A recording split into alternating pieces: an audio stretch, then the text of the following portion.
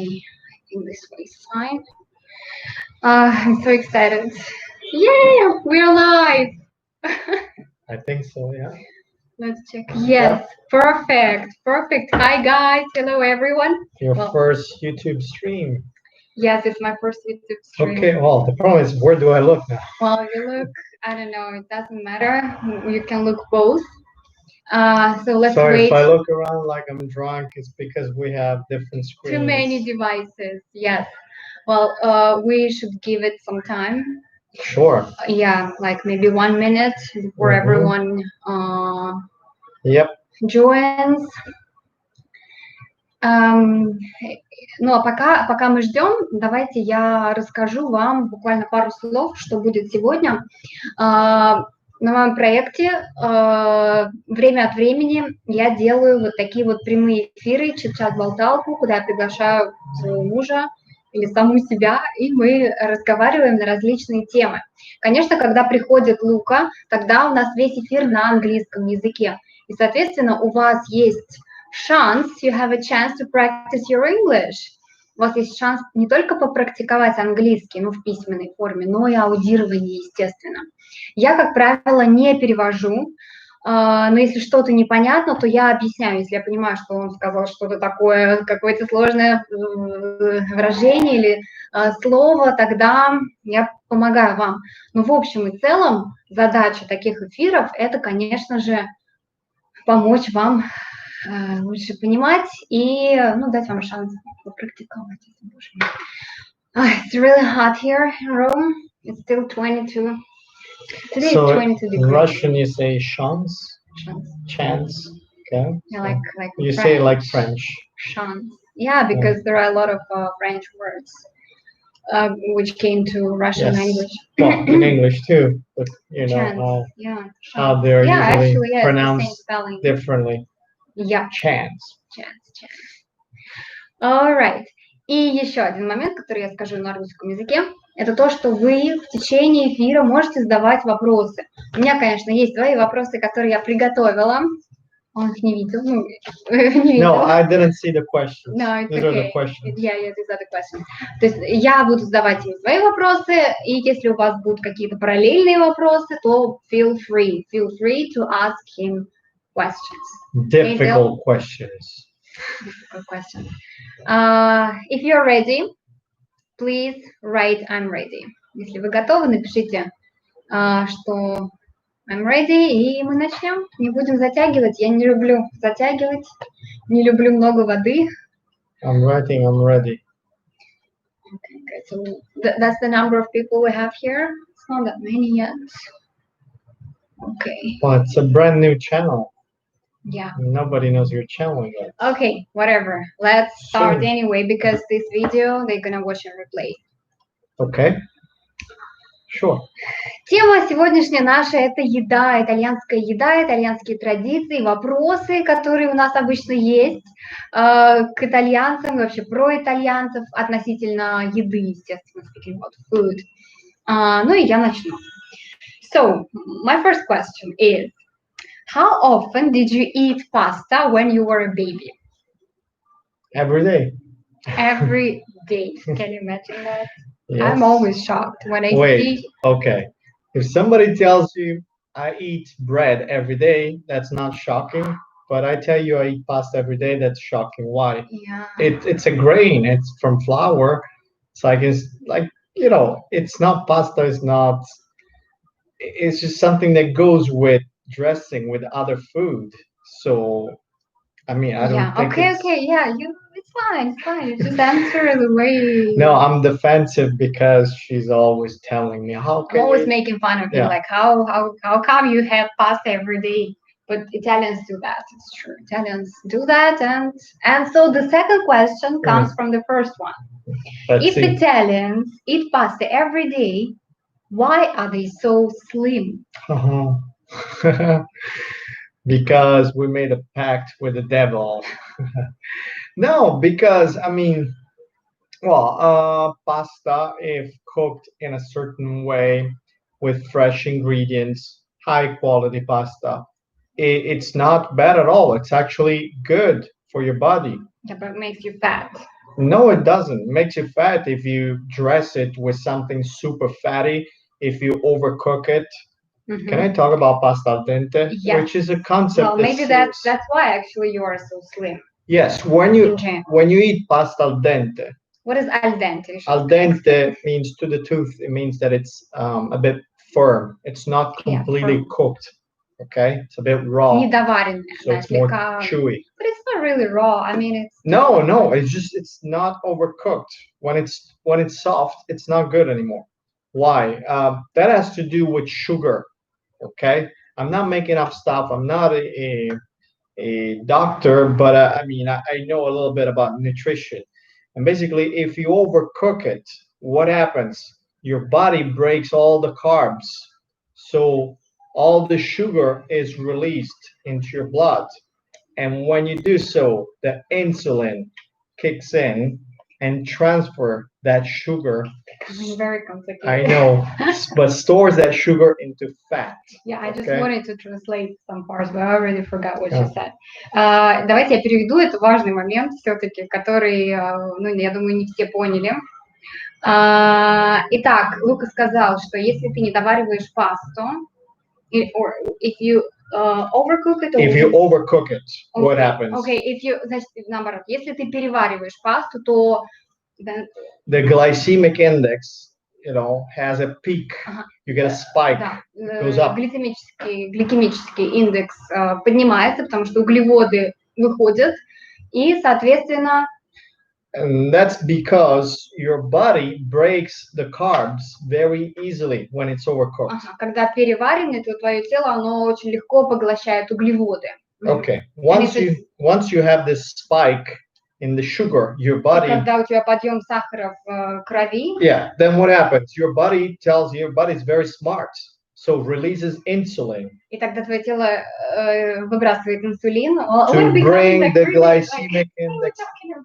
To bring the glycemic index down. Чтобы, I don't know. To lower the glycemic. Yeah, to lower. Понизить гликемический индекс. Okay. Wow. And to do so means that all that sugar, it's been turned into fat. Соответственно, когда паста переварена, сахар в кровь, и это все выходит в жир. Вот он секрет итальянцев, понимаете? Почему они не кругленькие? Now, if you eat it al dente, you don't get the spike. The glycemic index, the sugar in your blood is stable. Okay? So you don't have to store that sugar into fat. Also, you get fuller. So you're still hungry if it's overcooked, because it's like you chew it very easily. When it's al dente, you take your time. You eat it slowly. Okay? People. Ну, я надеюсь, что понятно. Лука объяснил, что если она не доварена, то вот этого всего не происходит. Ты ешь медленнее, ты насыщаешься, соответственно, быстрее, да, потому что когда это все переварено, то у тебя нет насыщения, ты ешь, а когда это аль денте, то все происходит более по-умному для нашего тела. And you digest it better. И перевариваешь лучше. And it tastes better. So it's win-win. Okay, all right. Well, let's not get any more that complicated. Well, we're too technical, I know. Да, but I mean, because it seems like magic. Okay, why if it's overcooked it's bad, and if it's not, it's not? I mean, it's as simple as that, really. Yeah, makes sense. All right. Guys, do you have any questions about pasta? I think no one is going to ask you anything else because it's too complicated. Okay, tell me some rules about fish pasta. Are there any rules? Like, I know one. You told me. Okay, you don't put cheese. Yeah, you don't put cheese on fish pasta. Why so? It just doesn't match. Also, keep in mind that in a lot of cases, when we cook fish, we use lemon. Okay? Lemon and cheese don't go well together because lemon makes dairy curdle in your stomach. Okay, so it's bad. So it's bad for digestion. Okay, any more certain rules about certain pastas? Well, it depends what the dressing is.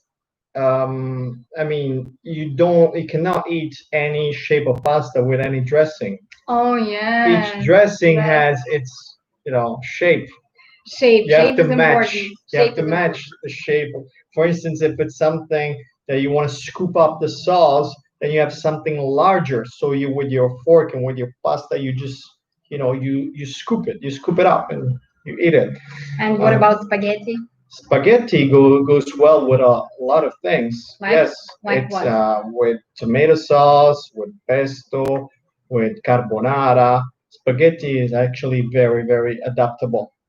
So shells go well with I don't know. With like spaghetti, yeah. No. Shells? I mean like pasta. Oh, you mean the pasta, like the No. seafood? No, I mean pasta shells. Ракушки. Мы сейчас говорим о разных видах, сортах пасты. Спагетти, с чем шли спагетти, с чем вот сейчас я спросила ракушки. С чем Yeah, ragu goes very well with shells. Ragu, I don't know what ragu is. Ragu is not. The bolognese. Bolognese, окей. Соус болонезе очень хорошо идет с ракушками. And фузилли, такие, знаете, вот, я не знаю, как по-русски. Fusilli go very well with veggies, for instance. With veggies. Yeah. I make fusilli with zucchini. They're really good. Okay, so shape is important. Yeah. All right, now next question. Cappuccino. Why do you drink cappuccino only in the morning? Okay. It's not really like it's not carved in stone. So it's not like a rule you cannot bend. Let's say you can have cappuccino during the day. It's just not typical because normally you want to have cappuccino not on a full stomach. If you had lunch, for instance, and then you have a cappuccino, all that dairy with warm milk on a full stomach, that slows down your digestion. Важный момент все-таки, который я переведу. Я спросила, почему не пьете капучино вообще в течение дня. Они пьют капучино только по утрам, только в первой половине дня. Лука объяснил, что поскольку в капучино есть молоко, то оно замедляет процесс пищеварения. И, соответственно, если ты уже пообедал или поужинал, то пить именно капучино плохо, потому что твоя система, соответственно, плохо будет переваривать. И поэтому они пьют капучино, это, знаете, как отдельный просто прием пищи, скажем так, где есть молоко, где есть кофе, и этим можно насытиться. И оно пьется на голодный желудок. Капучино, на empty stomach, да, на пустой, на голодный, я не знаю, там, но имеется в виду, что не когда вы наелись, да, и вы такие, I overeat, а когда в вашем желудке не так много еды, тогда можно пить капучино. Okay, so normally we have it for breakfast when you come, after many hours of fasting, your stomach is empty, and you have, you can have it with something sweet. Normally we like to have sweets for breakfast. We get our sugar fix in the morning. Yeah, and why do you always have coffee, like normal regular coffee, I mean espresso, after every meal? Like after lunch, after dinner. It helps the digesting. So coffee is bitter. I don't want to get technical. No, please. But it's just bitter things stimulate digestion because of stomach acids. Да, вот итальянцы, они все-таки очень умные, они как-то по аюрведе даже живут, сами того не знаю, потому что, я думаю, что многие из вас знают, что горькое, оно помогает пищеварению. И, соответственно, представляете, итальянцы после каждого обеда плотного, после каждого ужина очень часто пьют вот столечко кофе, прям один глоток. И мне кажется, это тоже способствует вот тому, что они все достаточно стройные. То есть у них это не страна, которая там болеет ожирением или чем-то подобным, вы, я думаю, замечали. Поэтому это, мне кажется, второй секрет итальянцев. What do you think about that? Что вы думаете по этому поводу, ребят? Потому что тема действительно очень такая интересная, щепетильная. Напишите. Я вижу, здесь вопросы есть в Инстаграме, но давайте мы по ним пройдемся позже. Я сейчас свои задам, а потом ваши. Okay? Can I say something? Yeah. So if you come to Italy as a tourist and you go to a restaurant and after you had lunch or even worse after dinner, you ask the waiter, can I have cappuccino? If they say, oh yes, sir, right away, okay, they probably turn around and they're like, tourists. Yeah, they make fun of Yeah. you. Now that's bad. Keep in mind this: if the waiter tells you, "No, sorry, you just had dinner. I'm not serving you cappuccino," it seems very rude, but it's actually a good sign. They take care of you. They care. They care. They don't want you to spoil your meal. Yeah. Okay. So don't take it don't take it Personal. personally. It's not an offense. They're not being rude. They're looking out for you. Да, я надеюсь, вы поняли то, что сказал Лука. Это очень такая важная вещь. Но давайте я быстро переведу. Лука сказал, что иногда вы можете встретиться в ресторане с таким, что вы заказываете капучино, например, после обеда плотного или после ужина. Если вам официант говорит, нет, я вам не принесу этого, это не потому, что он такой жестокий и грубиян. Это потому, что он заботится о вас и соответственно, не принесет вам, потому что хочет сделать вам добро. Вот такие вот итальянцы принципиальные все-таки. Италия, конечно, очень принципиальная страна.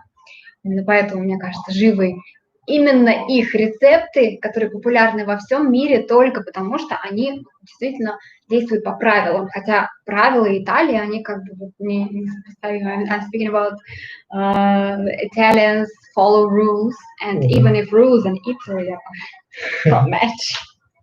Yeah, we have our peculiar way of following rules. Especially if you think about food. It's mostly about food that we have rules. Yeah. Like we don't give a fig about a lot of rules. But when it comes to food, we try to stick to the rules.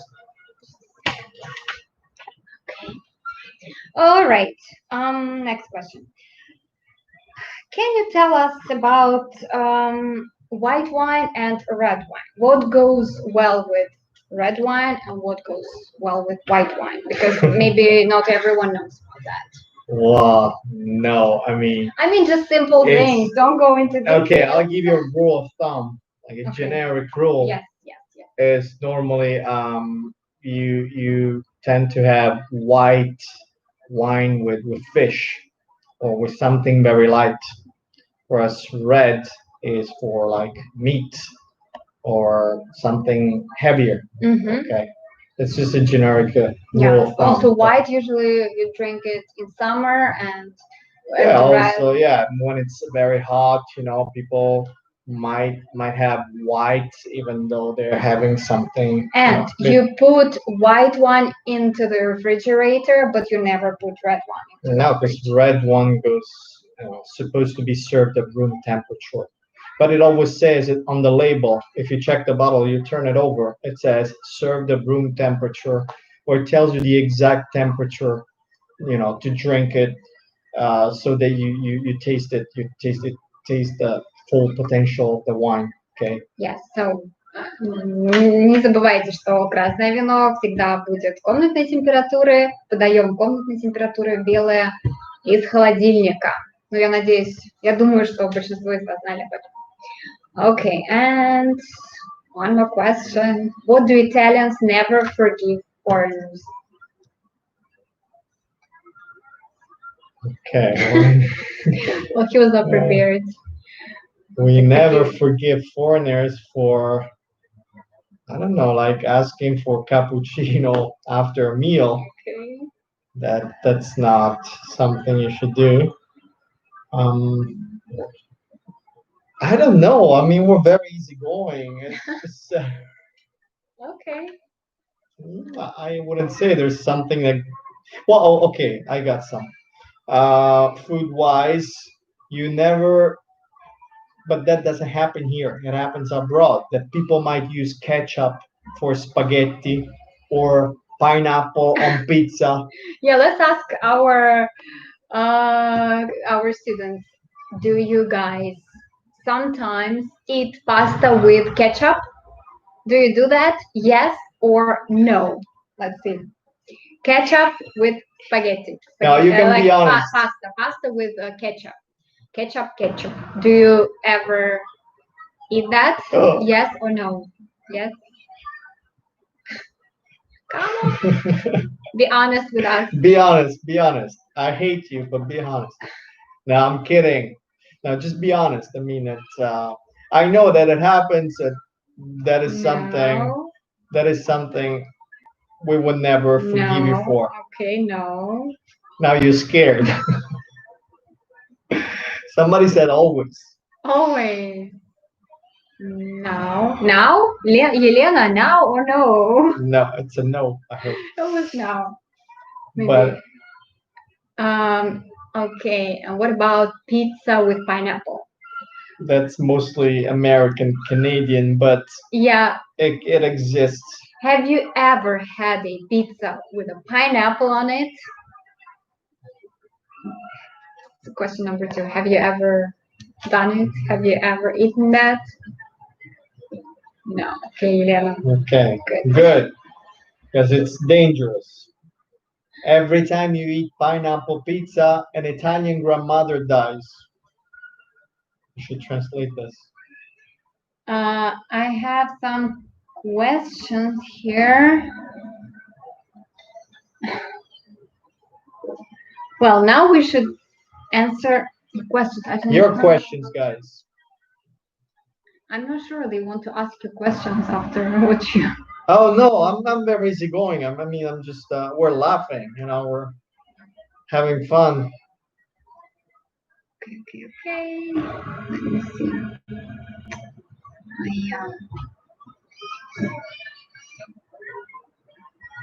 Can you recommend sweet wine? Can you recommend sweet wine? Wait, did you say red or red or white? Any. Okay, for red sweet wine, I would say Lambrusco. Lambrusco. No one drinks it. Fragolino. Brachetto. Write it down, guys. Записывайте. Lambrusco, Fragolino. Can't see the questions. Бракетто. Okay, let's do it this way. Давайте мы сделаем следующим образом, потому что Инстаграм обновился, и я просто не могу пролистать наверх ваши вопросы. Те, кто задавали вопросы, пожалуйста, повторите их, не только на английском. So, question: What's the best? I didn't tell breakfast? About the white. Sorry. The sweet white. You could try Moscato or Passito. Okay. Although we're not big fans of sweet wines, but yes, I mean Lambrusco, Brachetto, and Fragolino, they're pretty popular. Okay. Also Moscato and Passito, but usually with dessert. You have dessert with such wines. Okay. What's the best breakfast for you? Best breakfast for me? A lot of things. Like just one. Well, okay, no, it's like very simple. It's cornetto. No, you never eat that. The best I can cornetto, cappuccino, and orange juice. No, but the best meaning like the healthiest. What's the best? The healthiest is what I eat. Oh? No, it's not. But I mean, I like what I eat. I think it's very healthy. I start with fruit. I have a bit of bee pollen bee or bee bread. Then I have lots of nuts. Could be like pine nuts, hazelnut, almonds, walnuts, cashews, all the nuts. Then recently I started drinking kefir because of probiotics. I thought you would just say peanut butter and that's it. And then peanut butter, but wait. The Italians like to talk. You ask them one question and they just give you like. Wait, because if I say peanut butter, most people eat peanut butter which is full of sugar. That's very, very bad. It's not healthy at all. I have pure organic peanut butter, which is 100% just peanut butter. That's full of proteins, fibers, and it's healthy. Okay, next question. Can we move or you still want to keep counting? Hey, you invited me. I mean, I'm supposed to answer the question. Okay, yeah. Next question. How fast and delicious how to cook artichokes fast and delicious. No, okay. Well, we have a recipe which is Roman.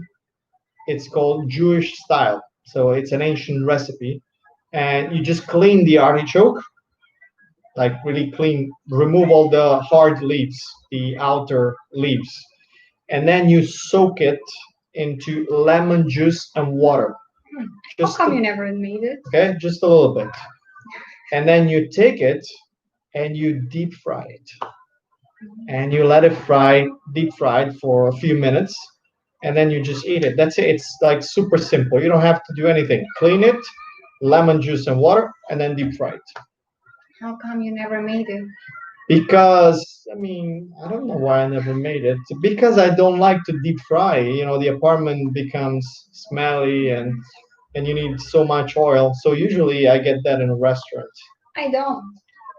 Well, you had it a few times. Come on. Maybe. When you were on tour with me, you had it. Yeah.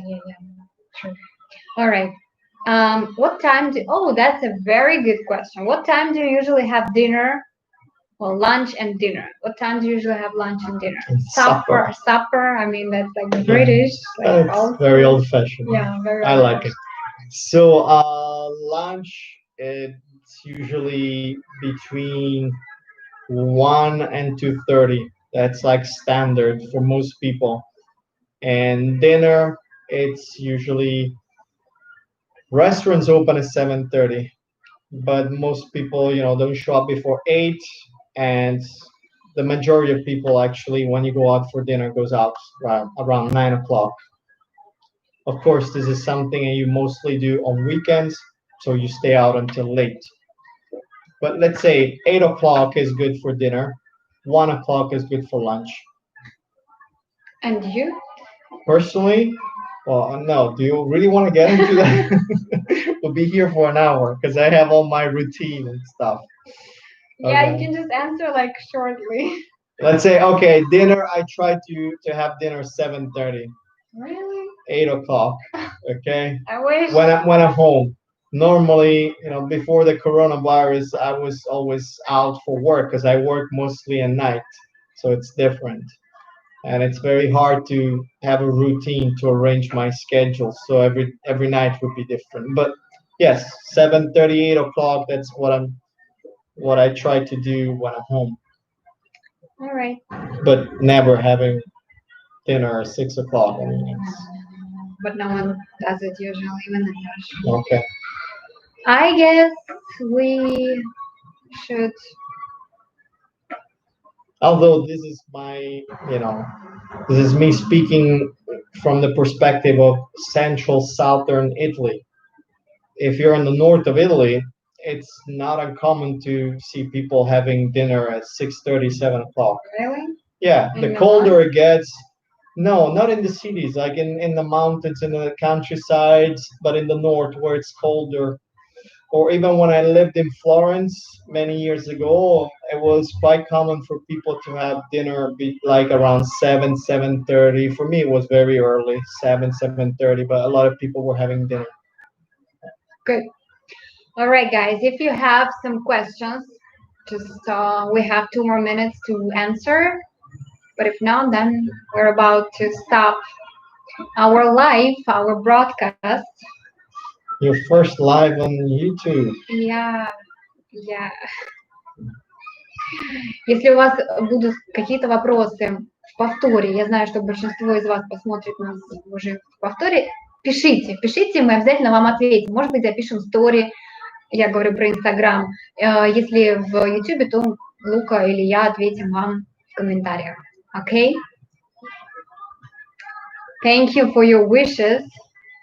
Vladimir, hello. Long time no see. Is that Vladimir who came to Rome for the course? No. The Italian course? Oh. No, that's not one. Okay, I guess that's... All right.